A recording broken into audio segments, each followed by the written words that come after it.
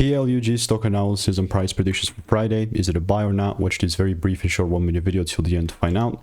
Ultimately, plug power, it's in a beautiful demand zone. Pre-market is a bit lower, but that's we're going to talk about that. I mean, I myself am the only person in this space with an actual track record of 44,000 videos over 5 years. So I've seen what's working for me and what's not. And mainly it's all documented. I mean, plug power, the only thing that I care about is the price pulling down and giving me a double break, right? So how's that going to look like? Well, here's this, right?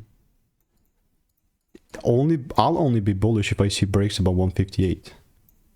If that's not happening, bro, then I don't care. Simple put as that, right? Like, that's where we are.